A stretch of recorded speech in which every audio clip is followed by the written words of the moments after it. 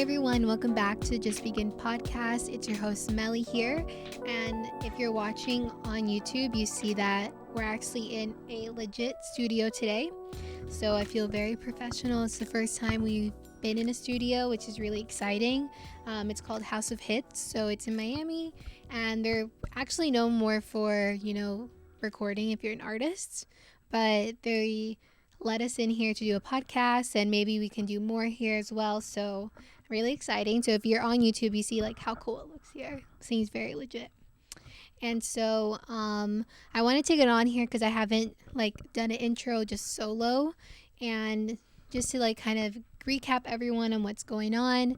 Our first issue for 2022 will be released on March 8th, which is also International Women's Day, and we have a lot of women founders that we're featuring in that issue, which is going to be really exciting. So today our guest is Natalie Barbu. Natalie has been a content creator for 10 plus years, starting back in 2011 as an awkward 15-year-old girl on YouTube. She grew up on social media, and after college was able to quit her corporate job to do YouTube full-time in 2019. However, she knew she did not only want to be an influencer.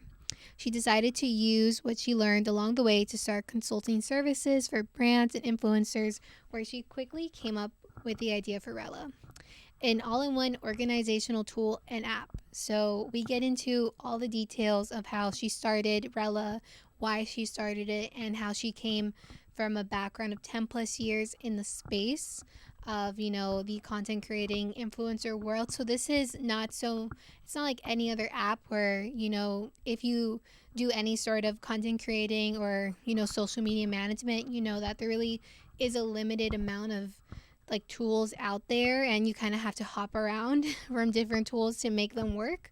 And so this is a really cool new app that you can use, and I'll have the link in the show notes and on the YouTube description as well, so you can download the app. It is free. And so we also speak to Natalie about how she started and how did she kind of enter this wave of becoming a tech founder. And so thank you so much for tuning in, and we'll get into the episode. But before that, if you could please subscribe, leave us a review, leave a rate on the podcast, that would mean so much. And let's get into the episode.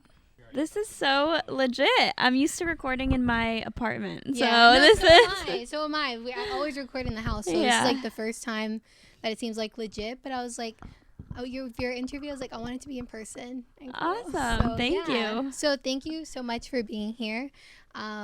This podcast, we kind of speak to founders and, creatives, entrepreneurs in Miami, because that's where I live. So I know, because I follow you on YouTube and Instagram, so I'm not a stalker. I know a little about your life, but you probably are used to that since you are in the in influencer space. So I know you recently moved back to Miami, right? Are you from here? Or? So I grew up in Broward County. So okay. Not Miami, but Fort Lauderdale. And then when we moved to North Carolina, my parents always came back to Miami. I have family down here. So we spent a lot more time in Miami after we left Florida. Yeah. And so it's always been a second home to me. And then during COVID, I was living in New York, and then I didn't want to renew my lease. So I was I'm just going to move back home. So I moved home to North Carolina. I was just tired of living at home. So I was I'm just going to try Miami out. I'll probably go back to New York, but let me try Miami for a few months. And now I really, really like living here, especially as an adult. So I can see myself here for a long time. My boyfriend moved down to South Florida. So it's been fun. That's cool. That's your new home now. Oh, yeah. Definitely. So the topic of today's episode, I know, is the do's and don'ts as a macro influencer, and why you don't need 1 million followers to have a business in this space. So I guess my first question is I know you started back in 2011, which is a whole different era of YouTube, which was one of my favorite eras of YouTube, because I was such a YouTube fan back then as well. So how did you get started in it, and when did you find your voice? Yeah. So I started in 2011. I was 15. And it's weird because I always say I started 10 years ago. And now it's 11 years ago. Yeah. I'm whoa, it just feels so much different. Yeah. But I started back with the beauty guru stuff, which is funny because I didn't know how to put makeup on at 15, but I thought I did. So I wanted to film it. And so that's kind of where I started. But I just fell in love with the community part of YouTube. So I loved finding people like to follow and commenting on their videos and DMing them. At the time, you can DM people on YouTube. So, you know, I would love like that constant communication with people that I met online. Yeah. And so that's what how I like really, really fell in love with it. So I would post like consistently. I was like always on YouTube. I was always filming and I was like obsessed with it. And then in high school, I took like a little bit of a break. Like I was kind of posting just a few videos a year because people started finding out about it and like making fun of me. And I like really didn't like that. So I took a little bit of a break, but then in college, I started it again and like started treating it like a business. I was like, I love doing this. I know that there's money in this. I know that I can make this a business one day. So I'm going to like continue with it. And I don't care like if people make fun of me. Yeah, I love that. It's also like the overall theme of Just Begin is like to just begin even if you don't know where to start. So like that's our whole motto. So I love that you, regardless of the bullying per se that you got from that you started again. Yeah. Which is awesome because even when I was in high school, I really wanted a YouTube channel so bad. And I did one with my friends. And then bully's not it's not to that extreme, but like we were made fun of. And I was like, okay, I'm stopping. Like this is so embarrassing, especially in high school in 2011. Yeah. We were ruthless. Yeah, that's how it was for me. Like it wasn't like I was bullied, you know, but it was just like little comments and like people would watch my videos and then like mock me, you know, be like say what I was saying in the video, but like in a like funny voice or like guys would watch it and then like send me a Snapchat of them like watching and laughing. And it was just like, I was so embarrassed. Like even though it wasn't full on bullying, it was still enough to make me want to stop at one point. Especially in high school, your self-esteem is so like fragile. So like especially then if anyone's like saying something, you're like, you know what, I'm not even gonna try anymore. Well, so back then like embarrassing. It was not even cool, you know. It wasn't like influencers. Which is so funny. It's like now when people see the influencer space, like everyone wants to be an influencer, and like there's a lot of people that will just like copy someone else or do things. So I think what's really cool about like your niche per se is like you talk about your business and like entrepreneur space. So like how did you find your voice in that area? Yeah, so I always use my social media kind of as like a reflection of what I'm doing in my life and like the stage of life that I'm in. And I never wanted to just be an influencer. Like I love social media and I think it's such a great platform and it's opened so many doors and it is a business for me. But I always wanted to do something a little more than that. And I knew that social media could open those doors. So when I had the idea I started like entrepreneurship stuff like even before Rella. Like I started an online store. And I started like an agency and now I'm doing Rella. That's right, you did have an agency. Yeah, I remember that. So I've tried like a bunch of different things just to like try them out and see like what I liked. But I always wanted to show that process because I always wanted to find other people who, you know, weren't just influencers, but like influencers and had a business. And so I was like, well, I can't find anything like this online. So I'm just going to share my process and do it. Like when I was in school, I was studying industrial engineering and I didn't find any like girl engineers like on YouTube that were like sharing their experience, but also like sharing normal stuff too, like not just about that. And so I was like, okay, I'm gonna share it. So I always tried to like share things that are going on in my life, but that like I would love to see on the internet.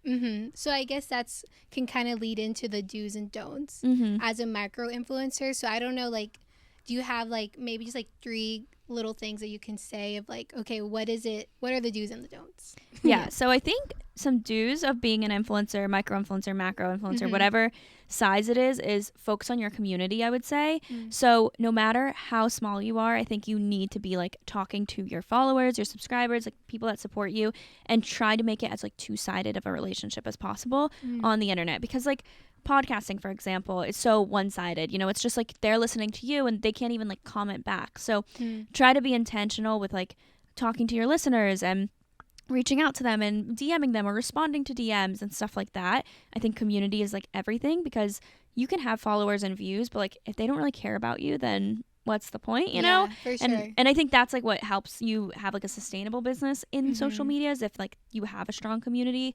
Number 2, consistency. I never had like a breakthrough video that, you know, catapulted me. Like I have been doing this since 2011 and like slow and steady. Like I would always compare myself to people who did it when I started or like who started even after me and they had like millions of followers and like super successful. And I'm still like I sometimes still can compare myself, but then I'm like, everyone's journey is different. I like where I'm at. it doesn't matter. Like, consistency is more important than anything. Yeah. So I'd say those are some do's. As for some don'ts, this one's, I guess, like, one, like, don't buy your followers, obviously. Like, yeah, don't do that. Yeah, buy your followers. I don't love, like, engagement pods either on social media that much. I don't like when people only think about follower count. I think that's, like, when it gets slippery. I love that. I think that's so important too, because even, you know, as a small business owner, like, I've gotten that same advice multiple times. It's like, don't worry about the follower count. Like, really focus on the community, who you have, who you're engaging with, because I think, like, in the world of social media, like, we're all, like, it's so like, you see the outside rather than the inside. And I know, like, when it comes to follower counts, like, people can have 1 million followers and you see only get, like, maybe 3,000 likes. Yeah. Like, how do you have 1 million followers and 3,000 likes?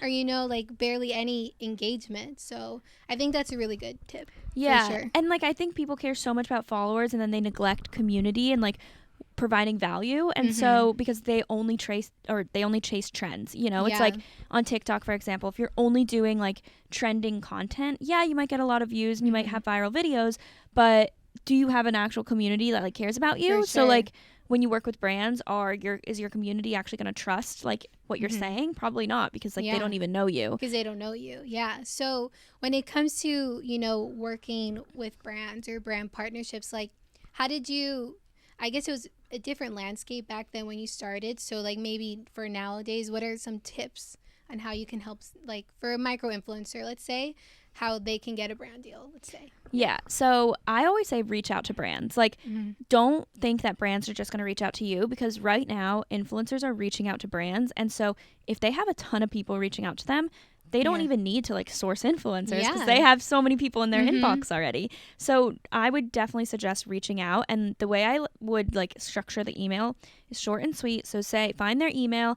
One tip I have for, like, finding an email is going to LinkedIn and finding out who works in, like, influencer management, influencer marketing, social media marketing, like, anything that you think would work with influencers, like, depending on the size of the company. Find out that person's name and then find their email. And you can Google, like, if I was looking at, I don't know, like, what's a brand, like Abercrombie. Yeah. You can look up, like, Abercrombie email format and you can find, like, their email their format. Name.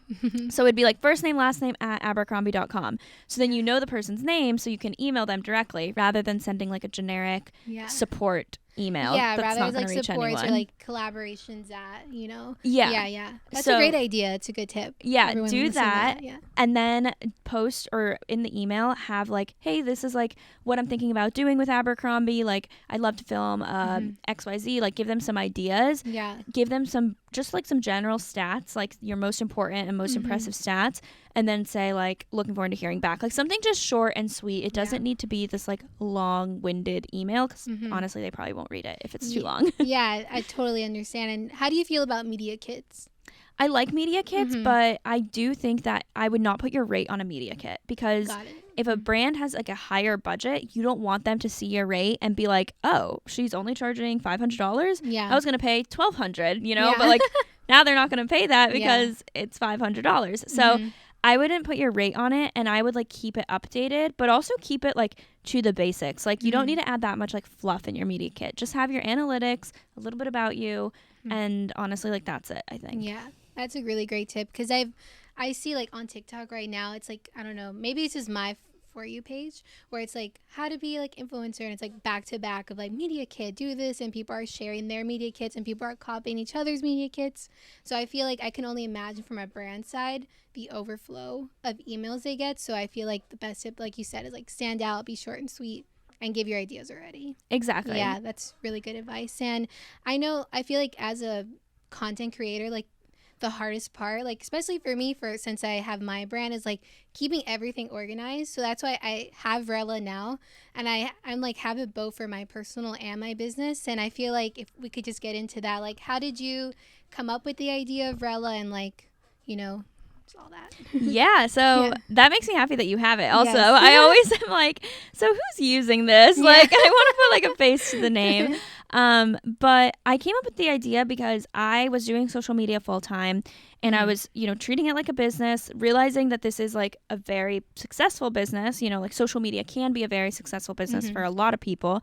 And I was like, why is there no tool that can help me manage this? Like, the admin part of things, like track my earnings, for example. So like whenever I work with brands, I'm honestly embarrassed to admit this, but like I don't know when I'm getting paid like each month, or like how much I'm getting paid each month. It'll be like March, for example, this month, and I'm like, I have no idea how much I'm making in March, because every brand pays like net 30, net 60, net 90. Then you have like all of your other streams of income.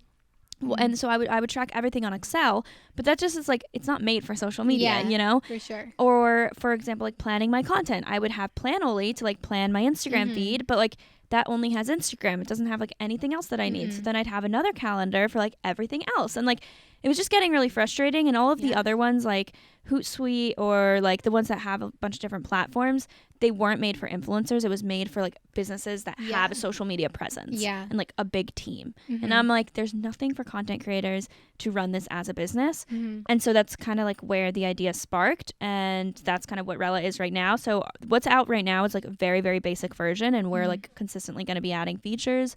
So I know like the next thing we're adding is like earnings, for example, where you can track your earnings, make sure you got paid, know when to invoice them, see your estimated payments per month, so you like know the money coming in, see your finances at a glance. So that's like the next thing we're working on, but we really want to make it like that leading tool for influencers. Yeah, I think that when I opened the app too, I was like, oh my God, this is awesome, because even for me, like I'll have like on Asana the calendar, and I'll have like my whole calendar how I want it, but then it's like I can't post from there, so I have to then automate it on the Creator Studio on Facebook, or I use Planoly, or I use like a Hootsuite, but Hootsuite's like really overpriced, so I stopped Hootsuite, and now I'm like, I just do it all by hand.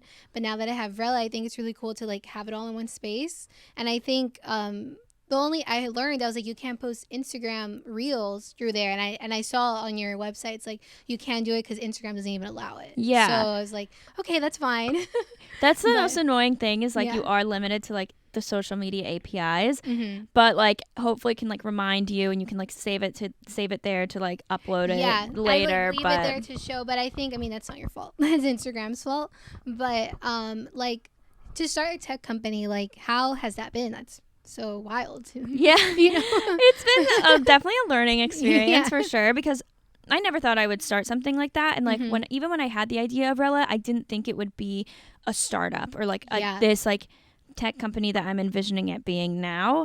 I had a lot like smaller dreams for it in the very, very beginning. But then once I started like researching it, or researching like how to do this and like what it entails, I was like, oh no, we need money. This could be like a really big company. Like this is something that could, like, it's going to be a startup, and it's going to, you know, I wanted to really grow and go to like hundreds of thousands of users. So with that, really the first thing I did was like put all my ideas on paper, and I had like a Google Doc of everything I wanted Rella to look like, and like what I wanted it to do, and who I wanted the user to be, and like what I wanted the experience to be like using it. And so I did that, and then I started trying to contact developers. I was like, how do I do this? And I had no idea what it would cost either. I was like, I don't know how much an app costs to build. And like, you can Google it, but every app is different. It's different, Yeah, so I started talking to developers, and then I finally found one through a mutual friend who they had like, it was two guys that have a software consultancy.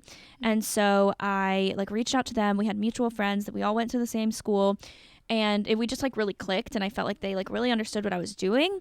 And so I started working with them to help develop Rella and like design Rella.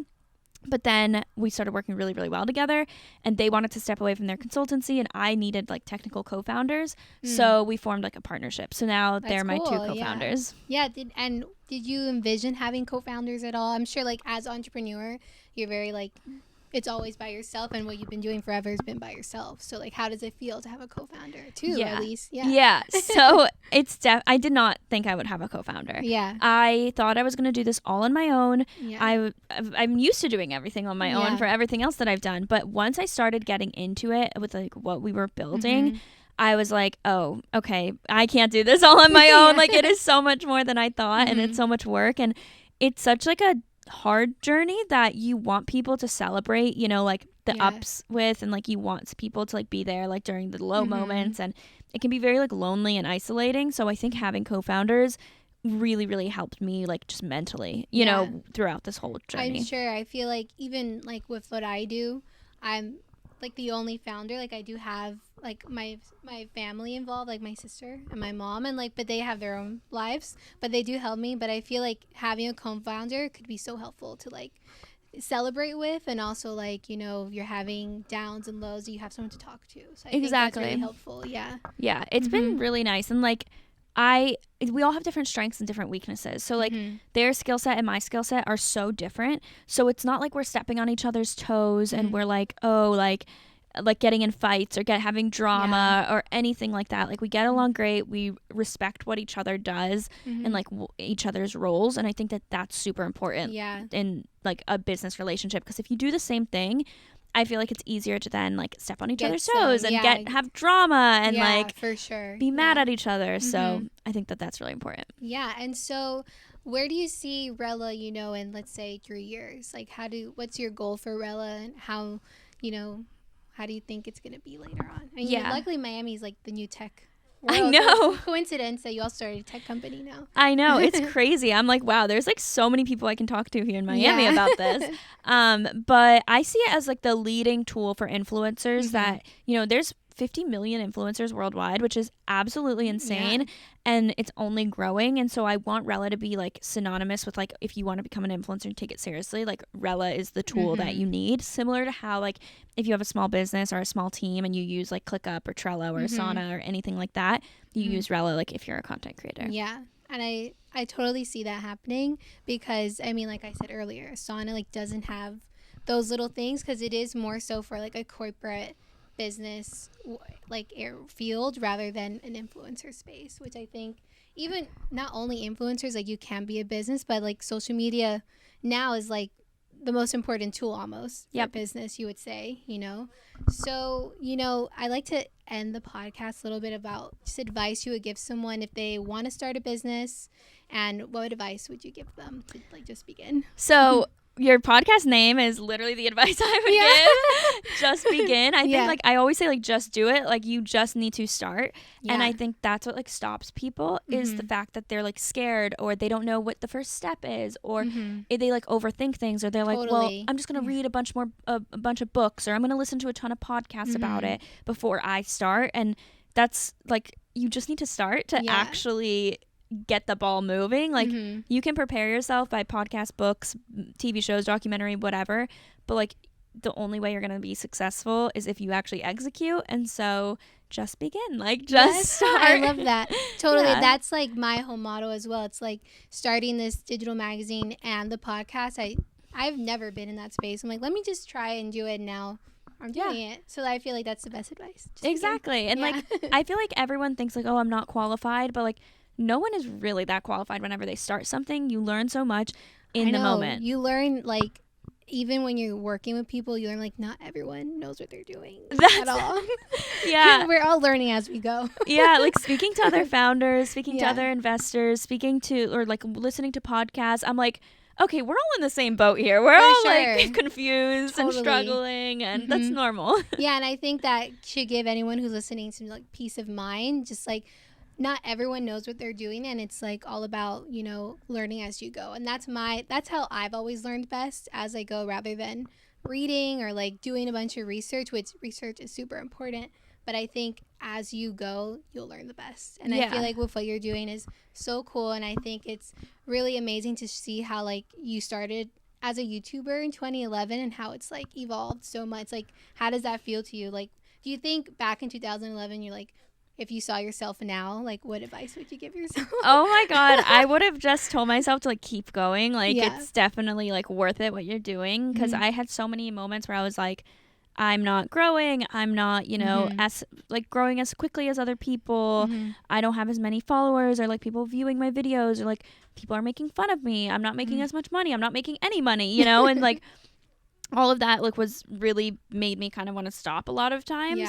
But I am so grateful that I didn't, because I don't even know where my life would be without it. Like being on social media is like an extension of me. It's like kind of an identity now, because I've been doing it for almost half my life. Like most of my like formative years I've been doing like social media stuff. And so it's weird to say, like, if I hadn't done that, like, what I would be doing right now. Yeah, and that makes you the expert now for Rella. So now you have all that background in the space, and I feel like for everyone who's listening to know, like, that Natalie has been in the space for so long, and that's where you're coming from, is like from a space of knowledge and, like, you know, like, work that you've gone through to know, like, okay, what does someone in the space actually need, which I think is super important, because some people will just start businesses and they don't even know, like, what it's about.